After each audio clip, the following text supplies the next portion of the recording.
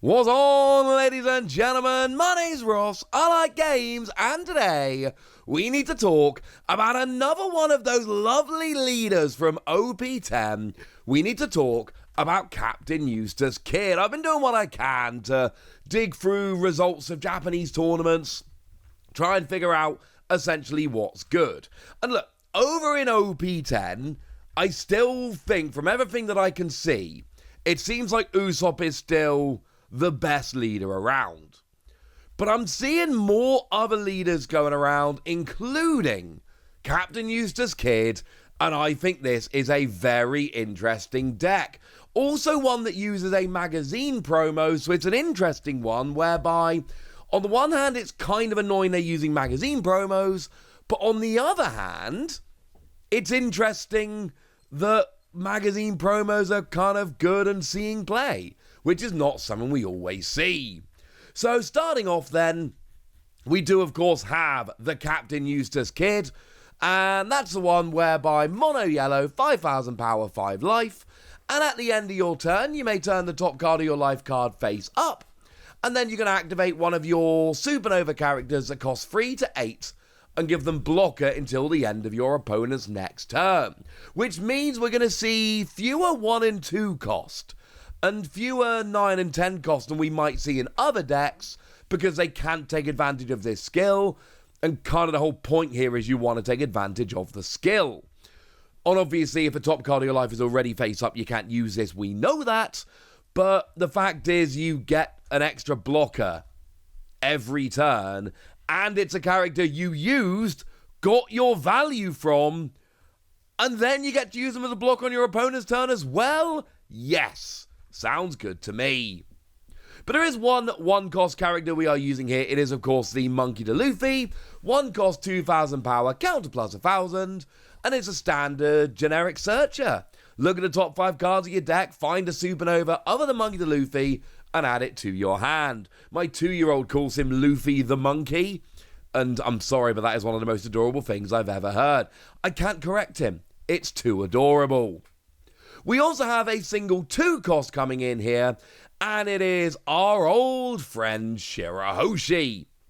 This is, of course, the Shirahoshi from EB01, because this card is a little bit busted. When this character is KO'd by your opponent's effects, place up to 1 card from the top of your deck onto your life.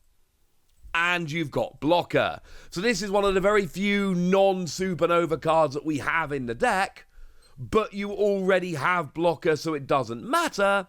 But then you also get to essentially get your life back when it's KO'd by an effect, and if your opponent doesn't KO it using an effect, then they have to let you block.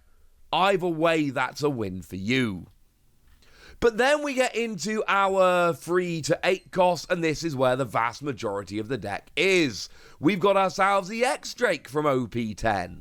Obviously, we're going mono yellow supernova here. You are going to see a bunch of cards from OP-10. That's kind of inevitable.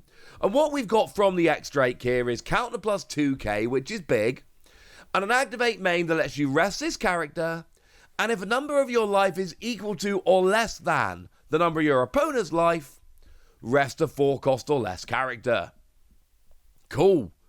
It's got a counter plus 2k and an activate main that lets you rest your opponent's character. And the fact that it's an activate main is a really good thing, because it means you can use it every turn. Sounds like fun to me. We've then got ourselves a whole suite of Basil Hawkins, again, from OP-10. And we've got on KO, put a card from the top of your opponent's life into the trash. I adore this. This is, if you're playing Supernova, this is just an easy 4 of. Because, remember, you can give this blocker with your leader, so then your opponent has to either not attack, or they attack, you block, you get KO'd, and then you pop a card from the top of your opponent's life into the trash. But then you can also be attacking on your turn, because your leader is going to make sure that you are going to be active and able to block on your turn. This is one of the best new Supernova cards. It's a no-brainer. But then we get the Law, and the Law was a magazine promo. And I tell you guys, these magazine promos are not always great. Some of them are rubbish. But some of them are actually really good. There is a strong argument that we don't actually want magazine promos being good, because magazine promos being good makes them less available, and that's a bad thing. We can all argue about that one later. For now, we have a magazine promo, and it is Trafalgar Law. It started life as a V-Jump promo, if anybody's wondering, and yes, I did pick up this issue of V-Jump, obviously. And what we've got here is counter plus 2k, which is always good, and a trigger whereby if your leader has the supernova type, and yours and your opponent's life is 5 or less in total, play this card. So basically it's a counter plus 2k, which is also a 5k body that you can play for free as long as it's kind of the mid to late game.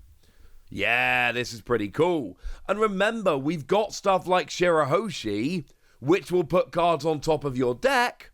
And then as a side note, remember the top of your life needs to be face down in order to turn it face up with your leader. So things like Shirahoshi will work very, very nicely here. And actually, we talk about the trigger with Trafalgar Law. I didn't tell you about the trigger for Basil Hawkins. It's just draw 2, trash 1. But it's another good trigger, and we like getting these good triggers in these yellow decks. Moving up a bit, we have Gadatsu. Now, you know Gadatsu's got to be good because it's a non-supernova in what is essentially a pretty gosh darn tribal deck generally. But this is a Gadatsu from OP-10 that on play lets you KO one of your opponent's characters with a cost equal to or less than their life. Yeah, it's a character that comes in and KOs your opponent's characters. It's really good. That's why we're okay playing Gadatsu, despite it not being a supernova. We've then got a full playset here of Nami, specifically the one from OP-08, also not a supernova. Now, I say this is a tribal deck, and it is, alright? But you don't have to go full supernova here, because of course, generally speaking, we have our favourites here. You need a supernova to turn into a blocker. And obviously our favourite is going to be our Basil Hawkins. It's nice to have lots of other options, but we don't need every single one being a supernova, because it's once per turn, you need a supernova to turn into a blocker. Don't get me wrong, there's plenty of supernova in the deck. I'm just explaining why there are a few that aren't. Now, the Nami is the one where on play, you can trash a card with trigger from your hand. Many of your cards have trigger. And then KO an opponent's carried of a cost of 5 or less. And if you've got 3 or fewer cards in hand, you draw 1. Just like Gadatsu, you are KOing characters on play. This is a good thing. Also, it does the same thing as a trigger. So we've got another card with trigger. We've got lots of KOing our opponent's characters. We are happy. And then we've got ourselves our old friend Satori here. Counter plus 2k. And it's got a trigger that lets you trash a card from your hand to play this card.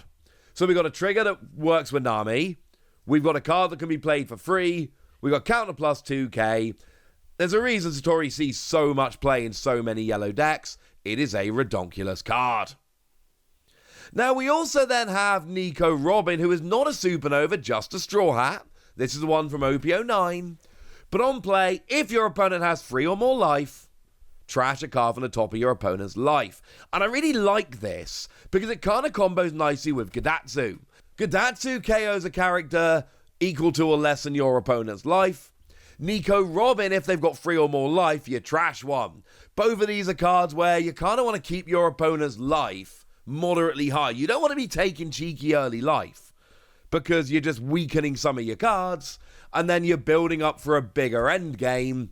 And of course, you can afford to do that because you should have a bunch of extra blockers throughout the game. It's very cool. I like this deck. Moving on, we've got ourselves just a single copy of Cavendish in this list. Just a single solitary copy of Cavendish, who is, of course, a vanilla character. 6 cost, 8,000 power, counter plus 1,000. It's not a particularly exciting card. It's just a decent sized body. You play vanilla cards to give you good options in terms of, well, the stats. The power is good compared to the cost. It is, of course, a supernova. You can go and turn it into a blocker to give yourself a good blocker on your opponent's turn. or you can just use it as an 8k body with which to swing. Either way, we're not playing many of these, but you can see why this would make its way into the deck.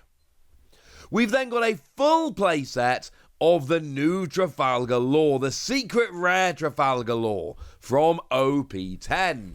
Because on play, you reveal a supernova character card from your hand, add it to the top of your life face down, and then give a rested Don to your leader if it's supernova, which obviously here it is. And this does many things, but it puts a supernova on top of your life so that you can activate a trigger, for instance. Or it puts the supernova on top of your life so that the top card of your life is face down and you can then turn it face up to activate your leader's skill. Or you just recover a life, and then your opponent has to take one more life in order to win the game.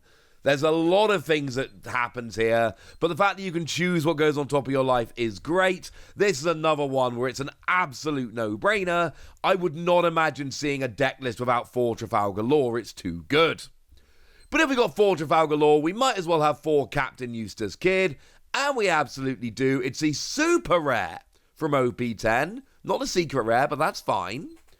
On play, you may rest this character to trash the top card of your opponent's life, bearing in mind you're also trashing life with Nico Robin.